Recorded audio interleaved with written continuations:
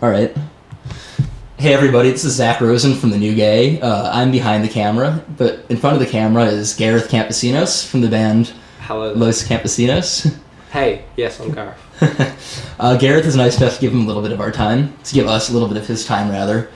The first thing I want to say here today, Gareth, is that unlike the last time I interviewed you, which is over the phone for your last album, Right. I'm not concerned with your personal well-being. Oh, really? Yes. I actually, when you said that, I remember exactly where I was in the spare bedroom of a house that I used to live in Cardiff. As soon as you mentioned that, it all came, the trauma of the interview came flooding back. Oh, is it that traumatic? No, it was just a little bit more interesting than the general interview. So it was one of those where I realised I can't just give out my stock interview responses. I'm going to actually have to think about what I'm saying. So that's always dangerous territory. Well, I'll try to keep you less challenged this time. But do you just based on the layman's view of your newest album, it seems like maybe things are a little less dark than they were last time around? I don't know. I think, yeah, we are beautiful, we are doomed, which seems so long ago now, was kind of a study, like a sort of a really intense study on a very small period of time, and sort of trying to get as deeply as possible into that. Whereas Romance is Boring is perhaps a bit more general and maybe slightly less self-obsessed. I can't be sure, but I guess mixed, because a lot of people have heard some of the stuff and said that they feel it's our most dark material so far, and I think a lot of the lyrical themes are based around, those old pop music staples of death and decay and stuff. So I don't know, it's hard to say. Okay. Yeah, it doesn't seem like there's something, well, I might be wrong, but last time it seemed like there was a really bad relationship at the center of the album. Mm-hmm. Is there anything like that at the center of this one?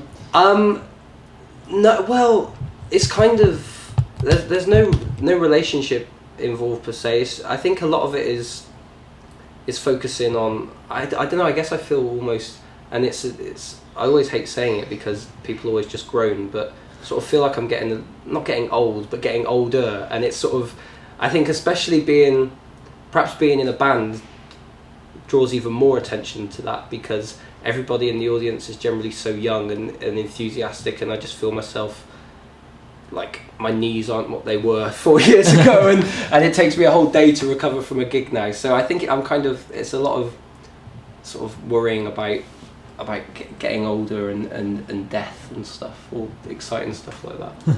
Yeah, well, speaking of death, there's also a couple church references here. Yeah. What did you have any kind of break with religion since the last time?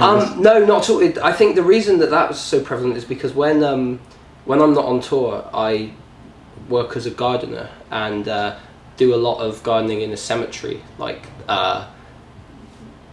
just making it look decent, and so spending a lot of time in the church. And I'm not a religious person at all.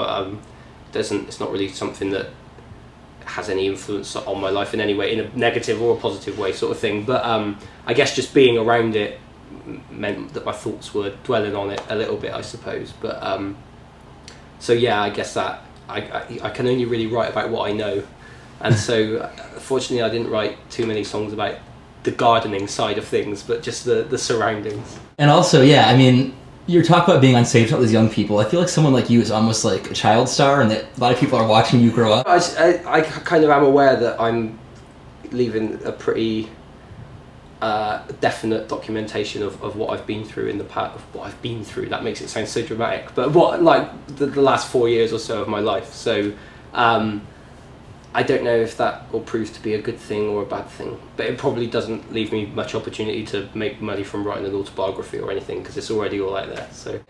And are you getting sick yet of I don't know if you read your own press, but I feel like everyone is almost obligated to say, we watched Gareth Campesinos grow up between, Yeah.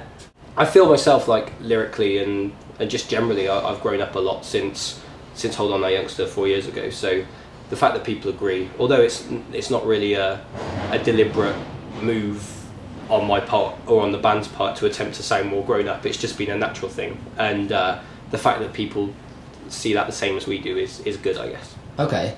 And I mean, I've asked you this before, I'm sure everyone has, but how did you get from a song like You and Me Dancing to an entire record called Romance is Boring? Yeah, Like, I honestly don't know. It's so surreal that like the person that I was when writing that song just seems a million miles away. And I think at the time we were all just so excited about having this band as a hobby and just skipping lectures, and the prospect of playing shows for people was just really, really exciting.